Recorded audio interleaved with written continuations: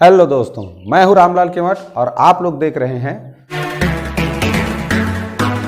दोस्तों, आज के वीडियो में हम सीखेंगे समकोण त्रिभुज के परिमाप ज्ञात करना। विगत जो परीक्षा हुआ 2021 में, उसमें समकोण त्रिभुज के परिमाप ज्ञात करने से संबंधित प्रश्न आया था, लेकिन हम आज की वीडियो में समकोण त्रिभुज के परिमाप ज्ञात करने से संबंधित कितने टाइप के प्रश्न बन सकते हैं उसको पूरा समझेंगे। यानी आपको किसी भी रूप में समकोण त्रिभुज का परिमाप ज्ञात करने के लिए प्रश्न दिया जाए, अगर आप इस वीडियो को पूरा देखते हैं तो आप आसानी से उन प्रश्नों को हल कर सकते हैं। इसलिए वीडियो को बिना स्किप किए पूरा देखिए। बहुत ही बेहतरीन प्रश्न शामिल किया हूं। ये वीडियो अगर आप देख लिए तो मेरा दावा है आप जब भी समकोण त्रिभुज के परिमाप से संबंधित कोई प्रश्न आएगा तो वो प्रश्न आपसे छूटने वाला नहीं है। ठीक है, तो चलिए बिना देरी किए हुए आज का यह वीडियो स्टार्ट करते हैं। और आप लोगों से रिक्वेस्ट, वीडियो को पहले लाइक जरूर कर दीजिए और वीडियो देखने के बाद कमेंट के माध्यम से बताइएगा कि वीडियो आप लोगों को कैसा लगा। ठीक है, चलिए देखते हैं। सबसे पहले ये प्रश्न पढ़ लेते हैं। क्या लिखा है? किसी समकोण त्रिभुज की दो लंबवत भुजाएं क्रमशः 3 मीटर व 4 मीटर है, तो उसका परिमाप क्या होगा? यहां देखिए, सबसे पहला शब्द आया समकोण त्रिभुज। हम क्रमशः सभी शब्दों को समझाएंगे। इसमें जितने भी शब्द आ रहे हैं उनको भी समझाएंगे और परिमाप कैसे ज्ञात करते हैं ये भी समझाएंगे। ठीक है, तो समकोण त्रिभुज किसे कहते हैं ये जान लो। ऐसा त्रिभुज जिसकी जिसका एक कोण समकोण हो, क्या कहलाता है? समकोण त्रिभुज। ये समकोण त्रिभुज की परिभाषा है। केवल एक कोण समकोण होना चाहिए और बाकी जो बच जाता है वो न्यून कोण रहता है। ठीक, क्यों? क्योंकि त्रिभुज के तीनों कोणों का योग करेंगे तो 180 होता है। तो 180 में से 90 जब एक कोण को बना देंगे तो हमारे पास 90 ही तो बचा। तो 90 को दो कोणों में बांटेंगे, दो कोने में, तो वो न्यून कोण ही बनेगा, क्योंकि 90 से कम अंश का जो कोण होता है उसको न्यून कोण कहते हैं। तो इस तरह ये समकोण त्रिभुज की परिभाषा क्या हुआ? ऐसा त्रिभुज जिसका एक कोण समकोण हो, समकोण यानी 90 अंश का हो, उसे समकोण त्रिभुज कहते हैं। अब इसे समकोण क्यों कहते हैं ये देखिए। इस तरह चांदा रहता है। अब ये चांदा के बीच से हम लोग इस तरह नापते हैं, तो ये जो 90 अंश का है ये बीचों बीच रहता है, यानी कि चांदा को ठीक दो समान भागों में बांटता है। दो समान भागों में बांटता है तो दो समान भागों में बांटता है, सम भाग में बांटता है। सम माने समान, इसलिए कहा जाता है 90 अंश को समकोण। क्लियर हो गया? अब चलिए पढ़ते हैं। अगला शब्द लिखा है दो लंबवत भुजाएं। तो लंबवत किसे कहते हैं ये जान लो। तो ऐसी दो भुजाएं जो एक दूसरे के साथ 90 अंश का कोण बनाती हैं। तो देखो, इस भुजा के साथ ये जो भुजा है AB, यहां से ये AB कहलाता है। इस भुजा का क्या नाम हुआ? BC। B से शुरू होकर C में खत्म हो रहा है। तो BC के साथ जो AB भुजा है 90 अंश का कोण बना रहा है, और AB के साथ ये जो BC है वो भी 90 अंश का कोण बना रहा है। तो जिन दो भुजाओं के बीच में 90 अंश का कोण बना रहता है, उन्हीं दोनों भुजाओं को आपस में लंबवत भुजाएं कहते हैं। ठीक है, लंबवत भुजाओं की पहचान क्या है? तो किन दोनों भुजाओं के बीच में 90 अंश का कोण बना है, तो इनके बीच में बना है। देखो यहां पर, तो यहां पर कोण बना है 90 अंश का, तो ये भुजा और ये भुजा आपस में लंबवत भुजा है। ठीक, तो उसके बाद क्या लिखा है? दो लंबवत भुजाएं क्रमशः 3 मीटर व 4 मीटर की है। तो ये 3 मीटर है और ये क्या है? 4 मीटर। तो हम इसको अदला बदली भी कर सकते हैं। क्यों? क्योंकि लंबवत भुजाएं, ये भी लंबवत भुजा है, ये भी, तो इसे 4 मीटर लिखें चाहे इसे 4 मीटर लिखें, कोई अंतर उत्तर में नहीं आएगा। पहला चीज जान लें, समकोण त्रिभुज में अलग अलग भुजाओं के नाम होते हैं। तो ये जो खड़ी भुजा है, ठीक है, वो कहलाता है लंब, और जो ये आड़ी भुजा है इसे बोलते हैं आधार, और ये जो तिरछा है इसे बोला जाता है कर्ण। आधार माने क्या होता है? कोई किसके सहारे वो टिका हुआ है। जैसे ये चौक का डिब्बा है, इसको ऐसे रखें तो जिसके सहारे ये टिका हुआ है तो ये आधार वाली भुजा है, और ये जो खड़ी भुजा है यही लंब है। ठीक, तो कोई भी वस्तु हो, जैसे मैं खड़ा हूं तो पैर के सहारे खड़ा हूं, अपने पैरों पर खड़ा हूं तो पैर मेरा क्या हो गया, आधार हो गया। ठीक, ऐसे ही यहां देखिए, मान लो ये खड़ा है तो ये भुजा जमीन पर है मान के चलो, ये खंभा जैसे है, तो जो ऐसे जमीन के लंबवत यानी क्षैतिज हो यही आधार कहलाता है, और जो खड़ी हो वो लंब कहलाता है। हो गया। अब ये जो तिर्यक रेखा है, तिरछा रेखा है, ये कहलाता है कर्ण। अब इन तीनों में कुछ संबंध है, ये भी जान लें। क्या चीज संबंध है, तो ये संबंध को पाइथागोरस नाम का जो वैज्ञानिक था, जो गणितज्ञ था, उन्होंने बताया था और इसका एक प्रमेय प्रस्तुत किया था। क्या लिखा है देखिए, यहां लिखा हूं पाइथागोरस प्रमेय। किसी समकोण त्रिभुज में, अब ये समकोण त्रिभुज है, में बड़ी भुजा, तो याद रखें ये जो तिर्यक भुजा है यही सबसे बड़ा होता है, हमेशा ये लंब और आधार से हमेशा ये बड़ा होता है। तो बड़ी भुजा का वर्ग यानी इसका वर्ग, तो बड़ी भुजा क्या है, कर्ण, शेष दो भुजाओं के वर्गों के योग के बराबर होता है। ये पाइथागोरस नामक जो वैज्ञानिक था उसने ये सिद्ध करके बताया था। तो देखो सबसे बड़ी भुजा क्या है जी, कर्ण है। तो जो सबसे बड़ी भुजा का जो वर्ग है, शेष भुजा क्या बचा, लंब और आधार, तो लंब के वर्ग और आधार के वर्ग के योगफल के बराबर होता है कौन, सबसे बड़ी भुजा का वर्ग। यही है पाइथागोरस प्रमेय का सूत्र बोलते हैं इसको। ठीक, इसी के आधार पे ही समकोण त्रिभुज से संबंधित ज्यादातर प्रश्न, विशेषकर परिमाप से संबंधित प्रश्न बनते हैं। चलिए अब आते हैं सीधा प्रश्न को हल करने की ओर। अब इस प्रश्न में सारी बातें समझ में आ गई होंगी। परिमाप माने होता है जितने भी भुजा दिए गए हैं उन सभी भुजाओं के माप का योगफल को बोलते हैं परिमाप। चतुर्भुज है, मान लो वर्ग है, आयत है, उसमें चार चार भुजा होते हैं, तो चारों भुजा को बाहर से मापते हैं। इसमें त्रिभुज है तो तीन ही भुजा है, तो तीनों भुजा को माप के योग कर देंगे तो वो हो जाएगा उसका परिमाप। तो यहाँ पर हमें उसका परिमाप ज्ञात करना है इस समकोण त्रिभुज का। ठीक, कैसे ज्ञात करेंगे, इस सूत्र की सहायता से। पाइथागोरस प्रमेय की सूत्र है कर्ण का वर्ग बराबर लंब का वर्ग धन आधार का वर्ग। तो देखिए यहाँ क्या दिया है, दो लंबवत भुजाएं क्रमशः।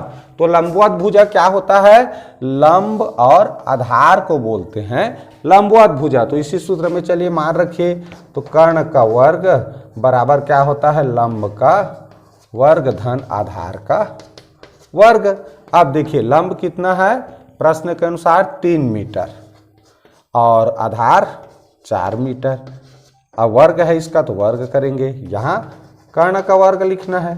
ठीक, क्योंकि हमें परिमाप जानना है तो तीनों भुजा का माप जानेंगे तभी परिमाप बता सकते हैं, क्योंकि तीनों भुजा का माप ज्ञात हो जाएगा तो उसको जोड़ देंगे, वही परिमाप है। तो हमें अभी ये दोनों लंबवत भुजा का तो मान पता है, इसका मान पता नहीं, तो कर्ण का मान पता करने के लिए एक जो पाइथागोरस प्रमेय का सूत्र है उसकी सहायता से करेंगे। तो कर्ण का वर्ग बराबर इतना हो गया। अब देखो 3 तिया 9, 4 चौक 16।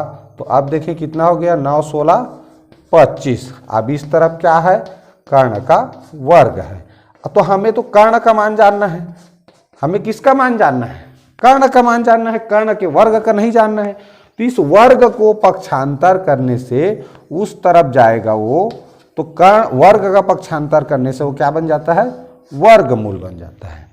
तो कर्ण बराबर क्या हो गया, 25 का वर्गमूल।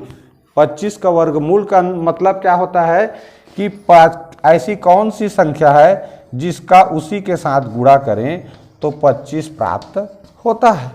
तो 5 और 5 का गुणा करोगे तो 25 मिलता है ना। दूसरा तरीका जान रहे हैं वर्गमूल निकालने का, 25 का 5 5 25 इस तरह। अब अभाज्य गुणनखंड को क्या करते हैं, जिस तरह लिखते हैं और जोड़ा बनाने के बाद एक संख्या को लेते हैं। तो कितना मिला, 5। तो इस तरह 25 का वर्गमूल कितना है, 5। तो कर्ण बराबर क्या मिल गया हमको, 5। तो 5 मिल गया।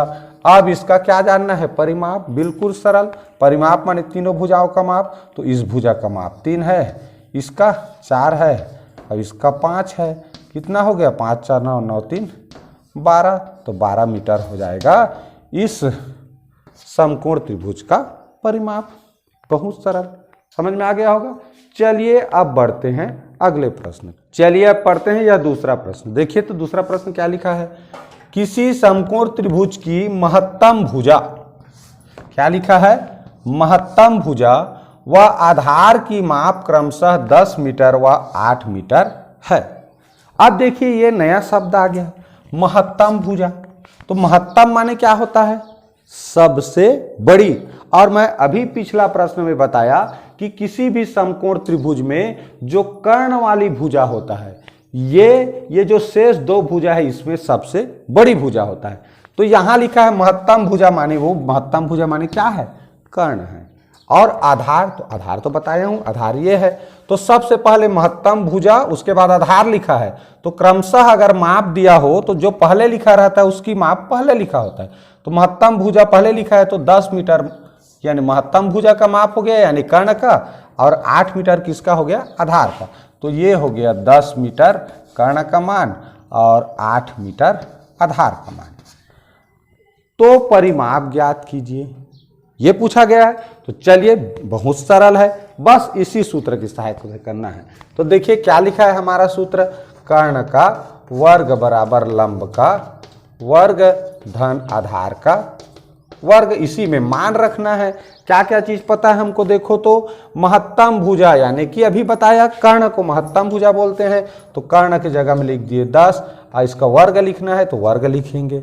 अब देखो आधार पता है हमको, तो आधार लंब पता नहीं है तो लंब का वर्ग लिखेंगे। आधार के जगह में क्या लिखेंगे, 8 का वर्ग लिखेंगे। समझ आ गया, जो पता है उसके जगह में सूत्र में लिख दो, जो नहीं पता उसको वैसा ही लिखना है। ये हो गया, क्योंकि हमें परिमाप जानना है। तो इसका माप अभी पता नहीं है, इसका माप पता होगा तभी इसका परिमाप बता सकते हैं। ठीक है, तो देखिए कर्ण का मान पता था यानी महत्तम भुजा के रूप में, और आधार का मान दिया है प्रश्न में। ठीक, ये अभी लंब का मान पता नहीं, तो हम जान रहे हैं पक्षांतर का नियम क्या, ये पता नहीं है तो इसके साथ जो भी रहता है उसको पक्षांतर करते हैं। ठीक है, तो इस तरह क्या हो जाएगा, ये यहाँ करते हैं। तो यहाँ इस देखिए लंब का मान जानना है तो धन 8 वर्ग को पक्षांतर करेंगे। तो इधर क्या है, 10 का वर्ग। अब धन 8 का वर्ग है इसलिए इधर आएगा तो क्या हो जाएगा, ऋण 8 का वर्ग।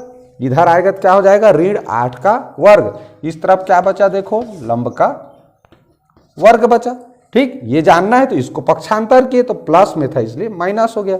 अब देखो 10 दहम 100 वर्ग का, इसको वर्ग करके पूरा करेंगे। 8 अट्ठे 64, तो देखो कितना बचा, 100 में से ये 64 घटा दिए, कितना बचा जी, 36। अब ये क्या लिखा है, लंब का वर्ग। हमें किसका मान जानना है, लंब का मान जानना है। और यहाँ लिखा क्या है, लंब का वर्ग। तो इस वर्ग चिन्ह को पक्षांतर करेंगे तो इधर क्या हो जाएगा, वर्गमूल बन जाता है। पिछला प्रश्न में भी बताया हूँ ना। तो इधर क्या बचा जी हमारा, लंब। वर्ग को पक्षांतर कर दिए तो इधर वर्गमूल हो गया। अब 36 का वर्गमूल क्या होता है, 6। कैसे जाने, किसका, उसी के साथ पहाड़ा पढ़े तो 36 आता है, वही शब्द ढूंढना है। तो हम जान रहे हैं 5 × 5 = 25, 6 × 6 = 36, 6 का 6 से गुणा करें तो 36 मिलता है। तो 6 क्या हो गया उसका वर्गमूल। तो इस तरह लंब बराबर क्या मिला, 6 मिला। अब इसका परिमाप तुरंत ज्ञात कर सकते हैं। कैसे, परिमाप यानी तीनों भुजाओं का माप। तो ये 6 है लंब, आधार है 8 और कर्ण है 10। तो 10 8 18, 18 6 24। तो इस तरह 24 मीटर हो जाएगा इस त्रिभुज का परिमाप, कहें या इस प्रश्न का आंसर। आशा है समझ में आ गया होगा। ठीक, तो इस तरह से जिसका मान नहीं पता उसके साथ जो भी रहता है उसको इस तरह पक्षांतर कर देंगे, प्लस में है इसलिए माइनस हो जाएगा। ठीक है, चलिए बढ़ते हैं ये अगले प्रश्न की ओर। चलिए देखते हैं आज की इस वीडियो का यह अंतिम प्रश्न। देखिए प्रश्न लिखा है, किसी समकोण त्रिभुज के लंब व कर्ण की माप क्रमशः 6 मीटर व 10 मीटर है। ध्यान दें, जब भी एक क्रमशः शब्द आए तो जिसका नाम पहले लिखा है, जिस भुजा का नाम, उसकी माप पहले दिया रहता है। जैसे लंब पहले दिया है उसके बाद कर्ण दिया है, तो लंब पहले दिया तो ये लंब की माप है, कर्ण बाद में है तो वो कर्ण की माप है। ठीक, इस तरह देख लीजिए यहाँ लिख दिए हैं, लंब का माप 6 मीटर, कर्ण का माप 10 मीटर। अब यहाँ आधार नहीं दिया है, अब ज्ञात क्या करना है, परिमाप। तो परिमाप जानने के लिए तीनों भुजा का माप जानना जरूरी है। तो चलिए फिर से इसी सूत्र से ज्ञात करते हैं। तो कर्ण का वर्ग बराबर लंब का वर्ग धन आधार का वर्ग, इस तरह उसको शॉर्ट फॉर्म में लिख सकते हैं। ठीक है, कर्ण का वर्ग बराबर लंब का वर्ग धन आधार का वर्ग। अब देखिए कर्ण का मान दिया है कितना 10, तो कर्ण का वर्ग लिखा है इसलिए 10 का वर्ग लिखेंगे। लंब का मान दिया है कितना 6, तो लंब का वर्ग लिखा है इसलिए 6 का वर्ग लिखेंगे। यहाँ आधार का वर्ग लिखा है और आधार का मान हमको पता भी नहीं है, तो क्या करेंगे इधर लिखेंगे। अब इसको थोड़ा इस साइड में लिख लेते हैं। मान लीजिए 6 का वर्ग धन आधार का वर्ग, इधर क्या लिखा है 10 का वर्ग। ठीक है, अब क्या करना है, देखो आधार का मान जानना है। आधार का मान जानेंगे तभी तो तीनों भुजा का मान ज्ञात होगा। दो भुजा का मान तो पता है, इसका मान ज्ञात हो गया तो तीनों को जोड़ देंगे। अब देखिए इसका मान जानना है तो ये इसको क्या करेंगे, पक्षांतर करेंगे। तो धन है इसलिए ऋण हो जाएगा, तो ये 10 का वर्ग और ऋण हो गया 6 का वर्ग। धन के रूप में इसलिए इधर आया तो ऋण हो गया। अब इधर क्या है आधार का वर्ग। अब ये 10 दहम 100 और 6 छक्का 36, तो कितना बचा जी 64। अब इस तरह आधार का वर्ग बराबर क्या मिला हमको 64। तो चूंकि हमको आधार का मान जानना है, आधार के वर्ग का नहीं जानना है। आधार का तो मान जानना है ना, तो वर्ग को पक्षांतर करेंगे तो ये क्या हो जाता है वर्गमूल हो जाता है। इस पर आने पर तो आधार का मान कितना आ गया 64 का वर्गमूल। और वर्गमूल मतलब क्या होता है, ऐसी संख्या जिसका उसी के साथ गुणा करें तो 64 आता है। तो किसका आता है जी 8 अट्ठे 64 8 का। तो इस तरह 8 क्या हो गया आधार का मान, यानी आधार बराबर क्या हो गया 8। मान लीजिए जानना कैसे है, अभाज्य गुणनखंड कर लेंगे वर्गमूल निकालने के लिए। कैसे 2 तिया 2 दूने 2 16 32 2 अट्ठे 2 चौक 2 दूने 2 1 कम। देखिए एक जोड़ा बना उसका एक ठो 2 एक संख्या लेंगे, इसका भी जोड़ा बनाएंगे, इसका भी जोड़ा बनाएंगे। अब ये जो जोड़ा बनाने के बाद एक एक संख्या लेते गए, इनका आपस में गुणा करोगे तो वही वर्गमूल होता है। देखो 2 दूनी 4 4 दूनी 8 8 आ गया। तो इस तरह से हम अगर जान रहे हैं कि कौन सी संख्या जिसका उसी के साथ गुणा करने पर ये वर्गमूल चिन्ह के अंदर का संख्या प्राप्त होता है, तो आसानी से ये सब किए बगैर भी लिख सकते हैं। ठीक, अब मिल गया तीनों का मान, तो अब जोड़ लो इसको 6 ये 8 और ये 10, तो कितना हो गया 10 8 18 और 18 6 24, तो 24 मीटर हो जाएगा इस समकोण त्रिभुज का परिमाप। ठीक, आशा है यह वीडियो आप लोगों को अच्छा लगा होगा और समकोण त्रिभुज से संबंधित, विशेषकर समकोण त्रिभुज के परिमाप से संबंधित अगर कोई प्रश्न आएगा तो मेरे ख्याल से अब आप लोग आसानी से उसको हल कर सकते हैं। किसकी सहायता से, इस पाइथागोरस प्रमेय की सहायता से। तो ये आप लोगों को याद रखना जरूरी है। साथ ही साथ इस पाइथागोरस प्रमेय का जो परिभाषा है, क्या परिभाषा है कि समकोण त्रिभुज में ये जो सबसे बड़ी भुजा है, ये जो शेष दो अन्य भुजा है, तो सबसे बड़ी भुजा का वर्ग, ये जो शेष दो अन्य भुजा है उनके वर्गों के योगफल के बराबर होता है। ये पाइथागोरस प्रमेय का परिभाषा है, वो तो देखने से पता चल रहा है ना। सबसे बड़ी भुजा इसी को बोलते हैं कर्ण को, इसका वर्ग देखो शेष दो भुजा के वर्गों के योगफल के बराबर है। ठीक, तो इसको भी आप लोगों को याद रखना है ताकि ये आप आसानी से उसको समझ भी सके रहें और बढ़िया हल भी कर सकें। ठीक, आशा है आप लोगों को यह वीडियो अच्छा लगा होगा। अच्छा लगा होगा तो कमेंट करके जरूर बताइए। ठीक, दोस्तों में शेयर करना मत भूलिए। चैनल में नए होंगे तो सब्सक्राइब जरूर कर लीजिए। ठीक है, पूरा वीडियो देखें, इसके लिए बहुत बहुत